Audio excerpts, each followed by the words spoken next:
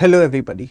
A very good evening to today's daily news series. It is a bit sad that I'm not able to cover each and every day for the past, say, 4 or 5 days, but that would be solved in by next week because we are planning something really exciting within a part of daily news series, which will essentially include a few question and answers from mains perspective and a few prelims related questions which will be handed over to you in the description.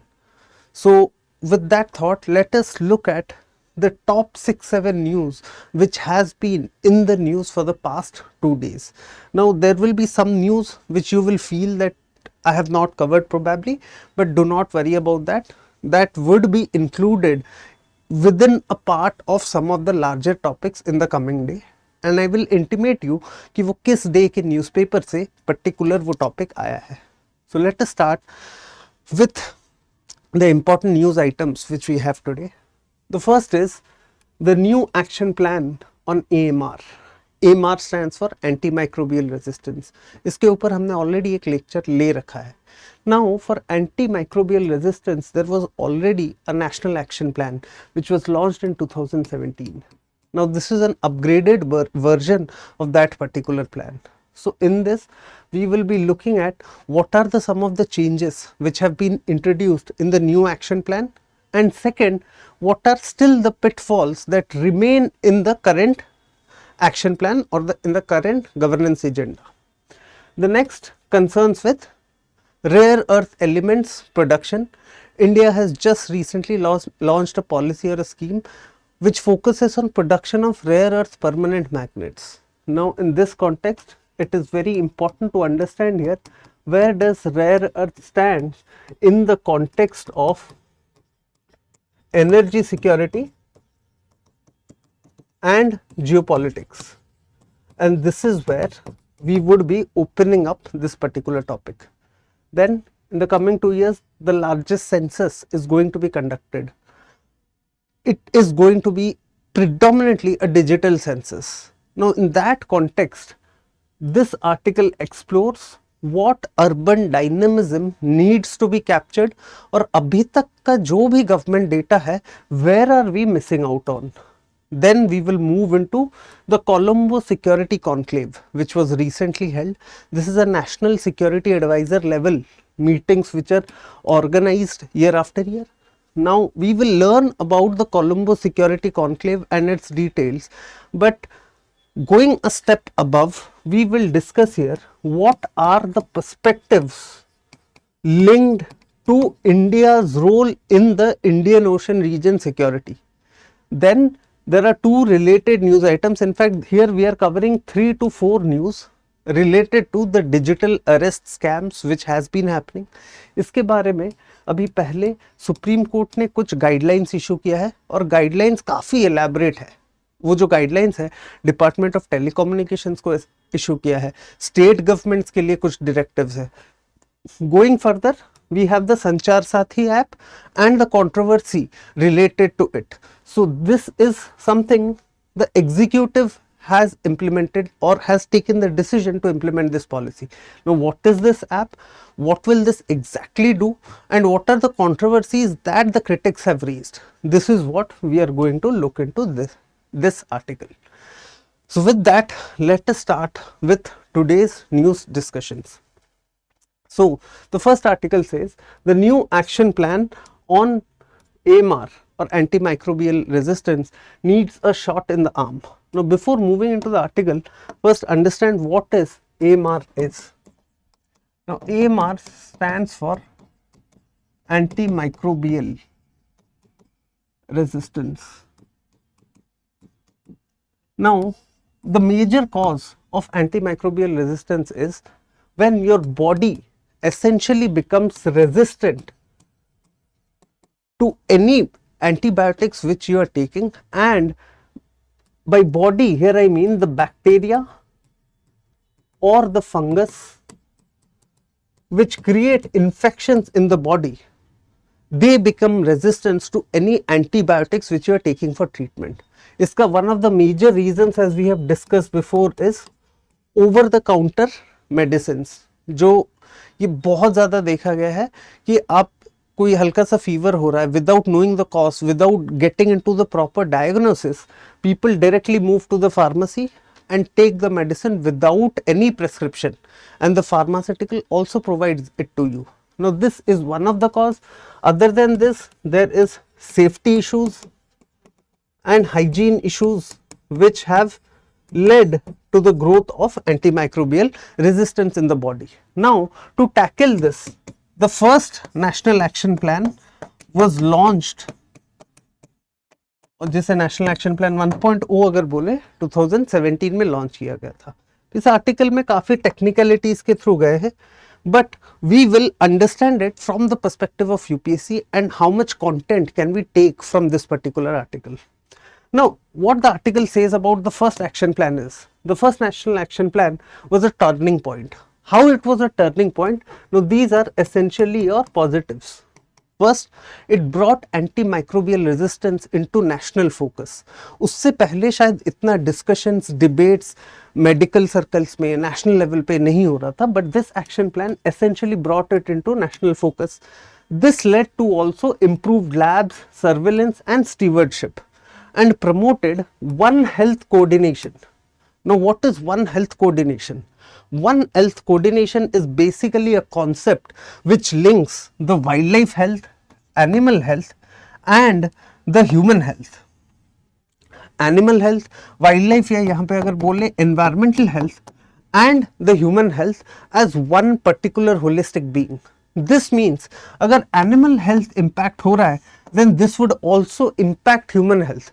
इसका example है जैसे emerging vector transmitters such as mosquitoes, which is leading to the rising incidence of human infections. Similarly, if you see with the respect of environment or wildlife health, sustainability of wildlife biodiversity is very important. Else, human encroachment into the environment or into the environment of the wildlife has led to particular zoonosis disease. Zoonos मतलब which is created by zoonotic organisms. इसका one of the सबसे बड़ा example अगर देखें जो Covid हुआ था, it was essentially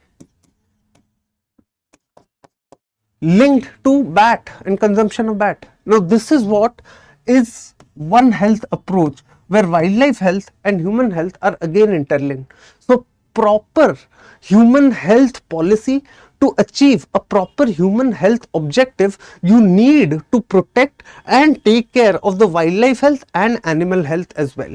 Now this national action plan, first national action plan also focused on One Health coordination. But इसमें जो major problem था, the implementation was weak. Now why implementation was weak? Because if you see AMR के जो major factors है which will implement the policy, guidelines तो centre ने बना दिया आपका. नो गाइडलाइंस या फ्रेमवर्क या नेशनल एक्शन प्लान कुछ भी बोलो, that has already been made by the centre, but its implementation lies with the state. Now the reason the implementation lies with the state is because say hospital administration, then pharmacies, etc. These are some of the subjects which are very critical in the implementation of any national action plan, but these are a part of state list. This was the first issue in the implementation. So when these aspects are a part of the state list, that means its implementation completely depends upon the state governments, and which has been fragmented across India. For example, if I tell, ये start जैसे जब national action plan release हुआ था first, states like Kerala, Delhi and later Punjab joined in to implement. तो उनका timeline of implementation भी काफी ज़्यादा state to state vary किया है. If I take further, the gap wasn't due to lack of national effort, but because health, veterinary services, pharmacies, agriculture, etc. are all state subject, and without state machinery, national intent cannot translate into ground action. Then you have India's own TB and National Health Mission experience shows that real progress in case of health related policies needs a strong center state coordination.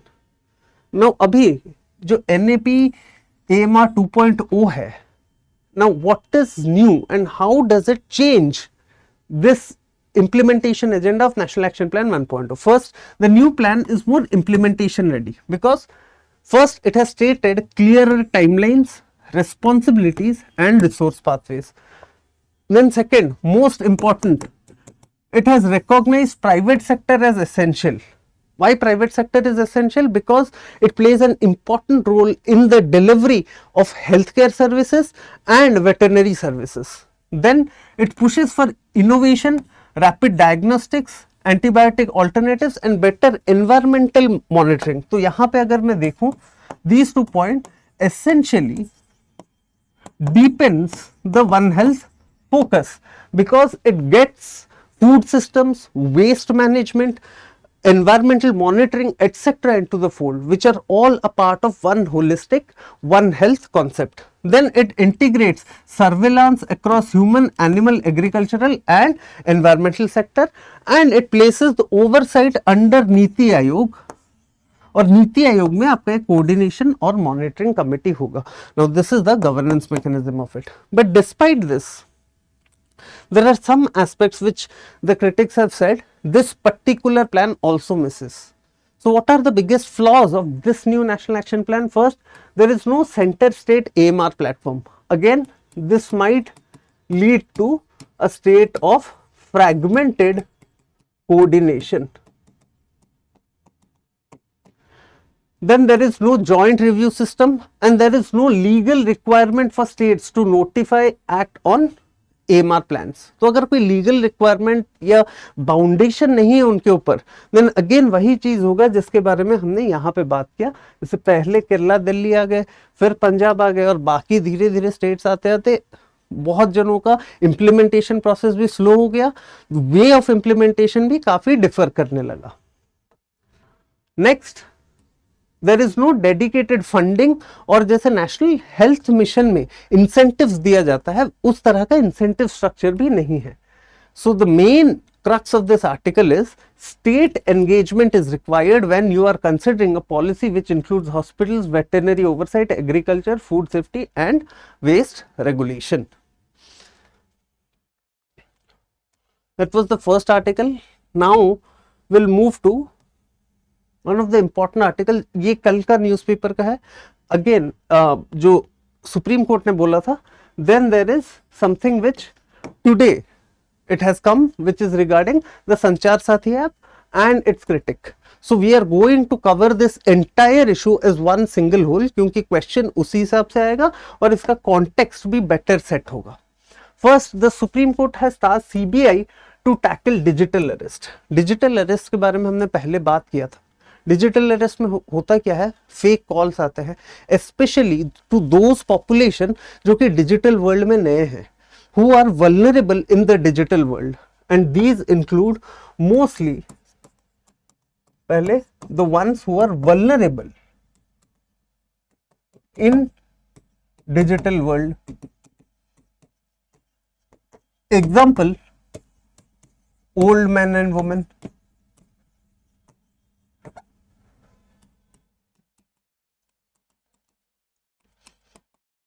Now then जो लोग ये digital arrest करते हैं, they portray themselves as, ये impostor बन के आते हैं गवर्नमेंट अथॉरिटीज का, and then they ask for their entire life savings probably to escape that particular fake arrest या fake digital arrest.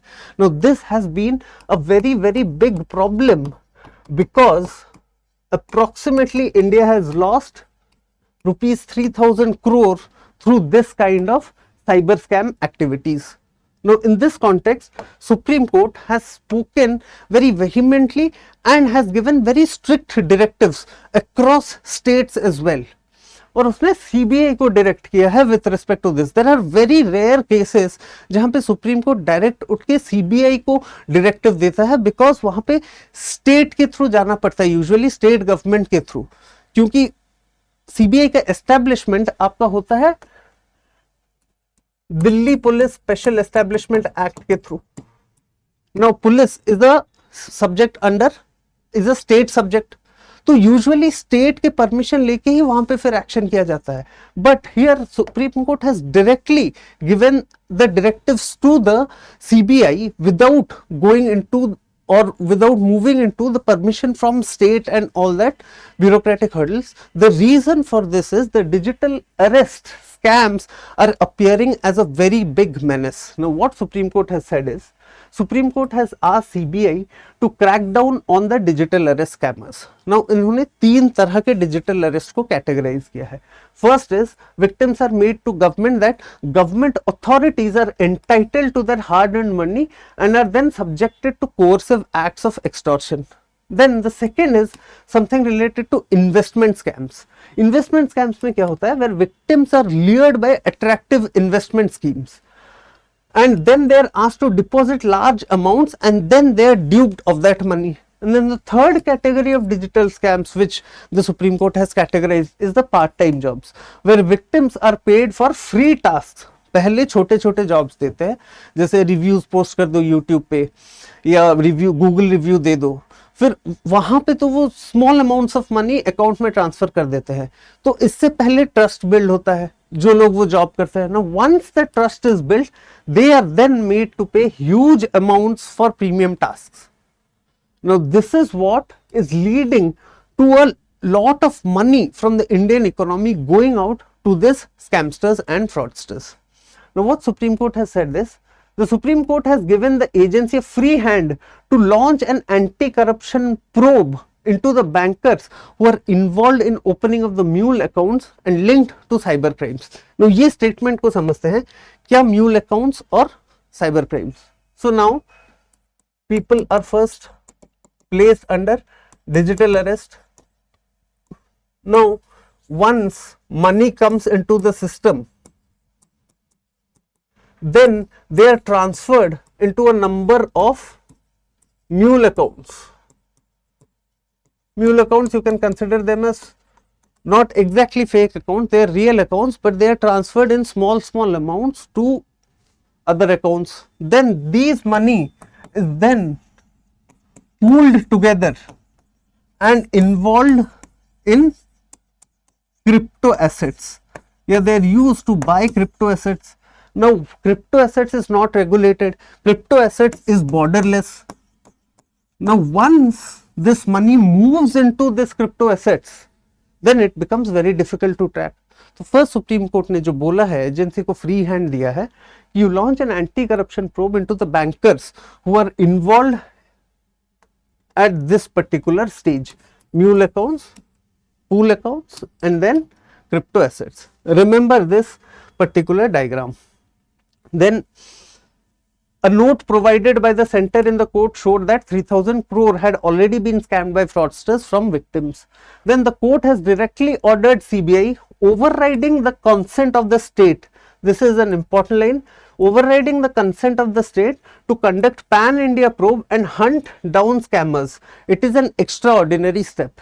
Extraordinary step because they have been directed to accord consent. The state governments are also being directed to accord consent to CBI under Section 6 of Delhi Special Police Establishment Act to investigate digital arrest cases. Now this is one important perspective जो कि prelims में बहुत ज़्यादा important है. The functioning of CBI. ये आप जाके लक्ष्मीकांत में पढ़ोगे, then you will get a much more broader detail on this particular aspect. Now the next directive which the Supreme Court has given is to coordinate with the Interpol to identify cyber crime havens abroad. Now what is the point of this identification of cyber crime havens abroad? Because of this crypto assets which are transferred from the pool accounts.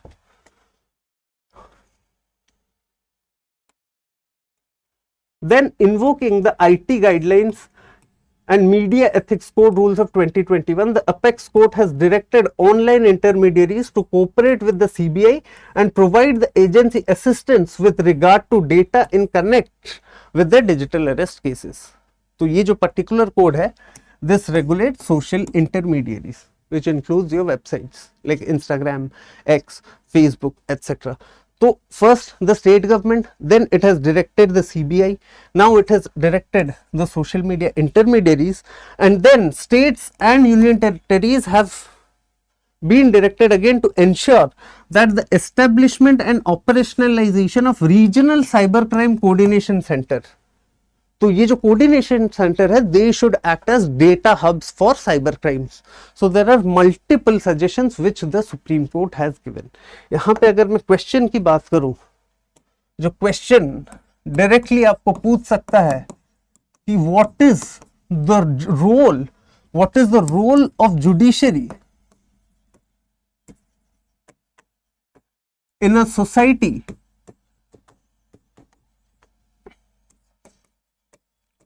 that is transitioning towards high-end technology. This is the perspective which you need to have from this particular article. What is the role of judiciary in a society that is transitioning towards a high-end technology model? High-end technology model में you will have new kinds of problems coming in. One of such problems is digital arrest scams. इस case में the role Supreme Court has played and how it has dealt with it becomes a very good case study and provides you a lot of points to answer this question. Other than this, you have to look back into the news which have come in the past 2-3 years, where Supreme Court has particularly taken note of the new forms of crime which are happening in the present day world due to the influx of technology. This is what, try to write this answer. This is not an easy answer. This is not an easy answer, especially for the ones who have started preparing.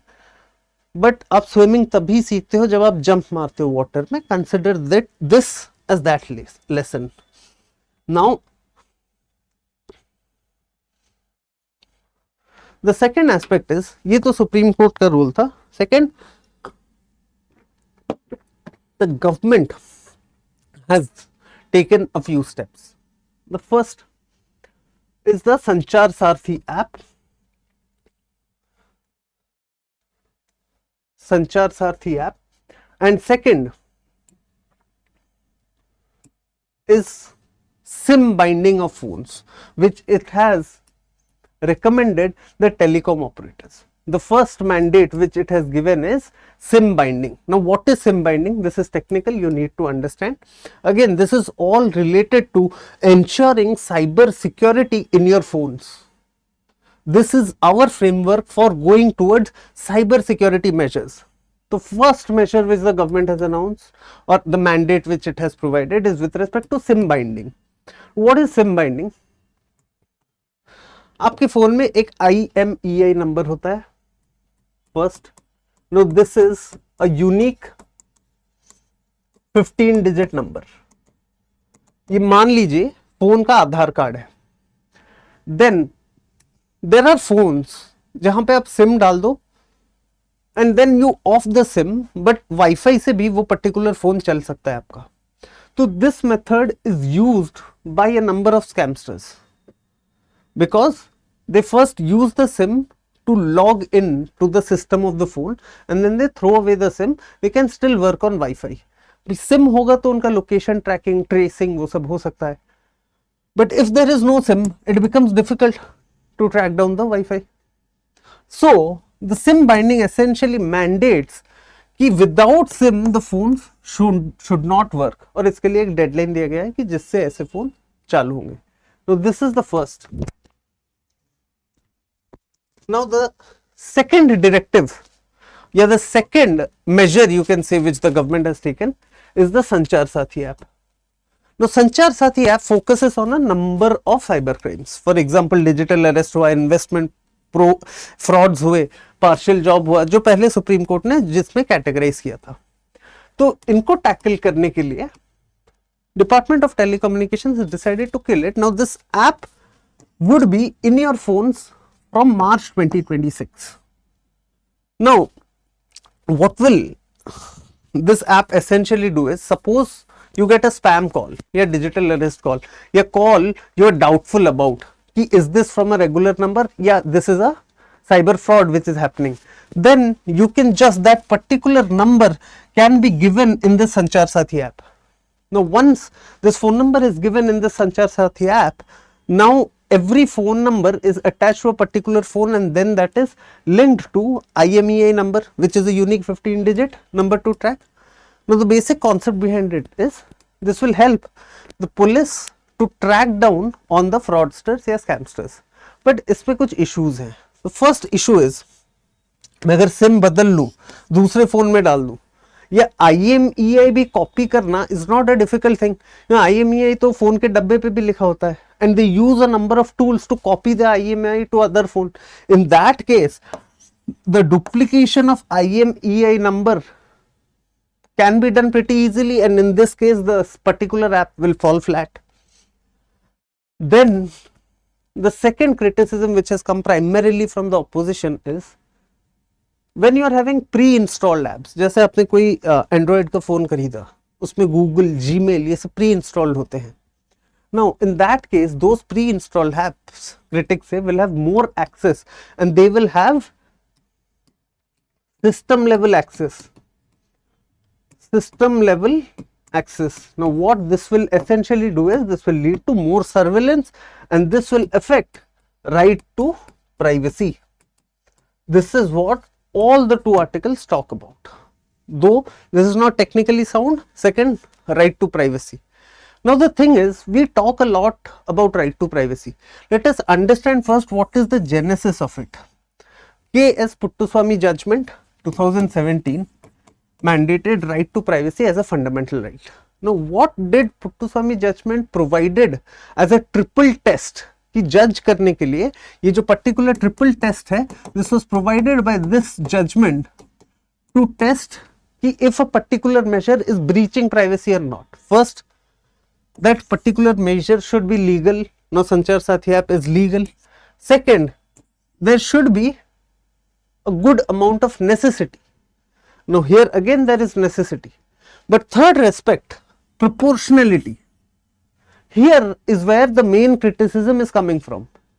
Because proportionality कब होगा, जैसे digital arrest और वो सब problem cyber frauds को tackle करने के लिए we already have a number of measures which has not been explored till now.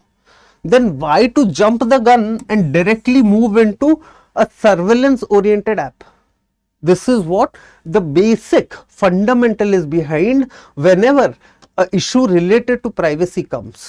So this is the concept which you need to understand. K.S. Puttaswamy judgment and triple test.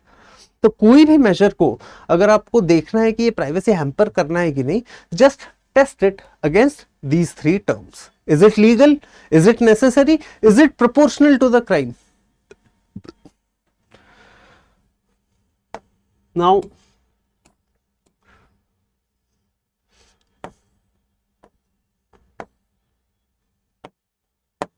move to a template for security cooperation in the Indian Ocean. Now what is this news is, India hosted 7th NSA level Colombo Security Conflict Summit on 20th November 2025. अभी इसके members कौन कौन है?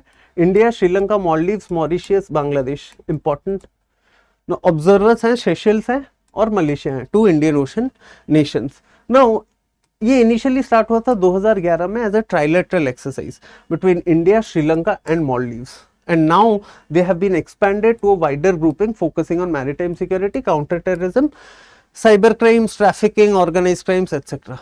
2025 has been considered as a turning point for usual reasons which we have been discussing constantly. First, Indian Ocean is undergoing major geopolitical shifts because the Indo-Pacific is becoming strategically central for all the global powers.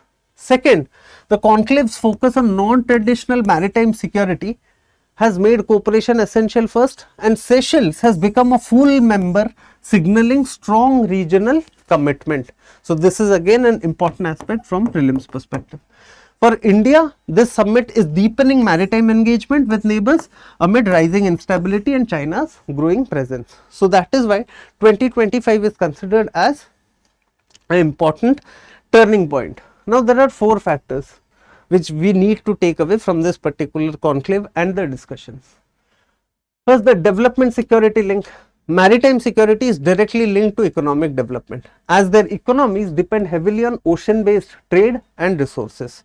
That means security cooperation can also unlock new opportunities for seaborne globalization. Then you have the China factor, because India sees China's presence in the Indian Ocean as a major security concern, but many CSC members view China as an important development partner. So India का वो वाला aspect तो रह ही रहा है, where India has to balance its security concerns, ensuring the group does not split over different views on China. Then there is a need for an institutional framework, क्योंकि अभी आज के टाइम में CSC खाली फंक्शन कर रहा है NSA level पे. जैसे जैसे कोऑपरेशन बढ़ता जाएगा, the group must create formal structures so policies translate into concrete actions. And then you have domestic political uncertainties, जैसे कुछ कुछ कंट्रीज इसमें हैं, जैसे बांग्लादेश हुआ, मालदीव्स हुआ, जहाँ पे अभी भी इंस्टेबिलिटी चल रही है.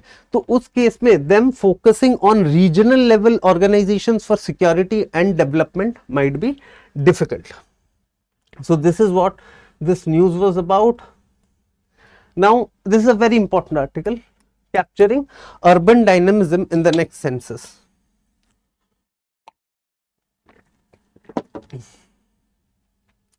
India's 2027 census will be the world's biggest administrative exercise, because digital tools will be used, a lot of digital tools as well, जैसे mobile apps, geotagging, real-time monitoring, etc. And it promises faster and more accurate data. But to truly reflect the changing patterns, the census must go beyond outdated rural-urban definitions. Now, why this rural-urban definitions is really important, because a question has been asked in UPSC mains. Should there be a different governance structure of the areas lying between the rural areas and urban areas? Let us understand why this definition is important.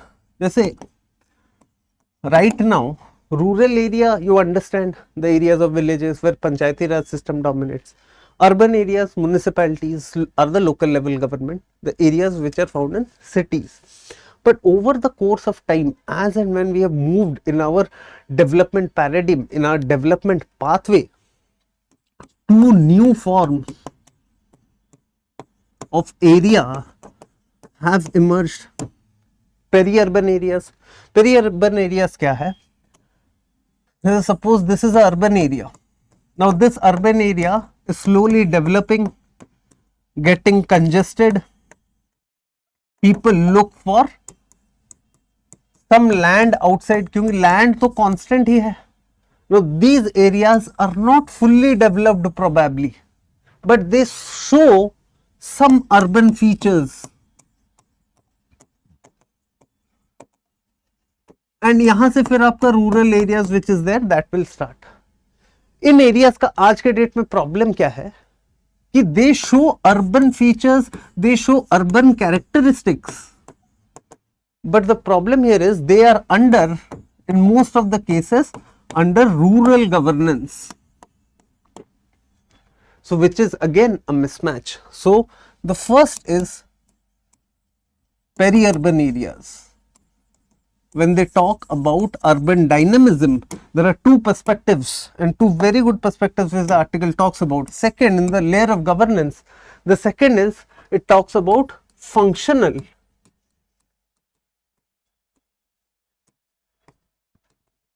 urban area.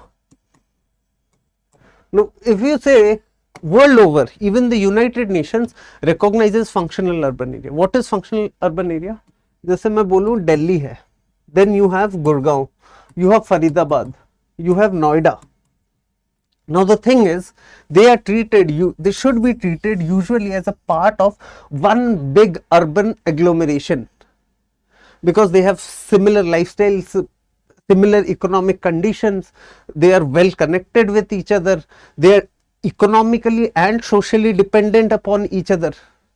But these aspects, if you see right now, they come under different state administrations.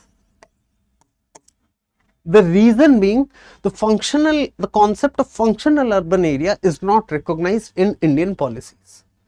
So first it talks about, as I said, peri-urban area, जिसको transitional area भी बोला जाता है. India's current definition of urban is conservative.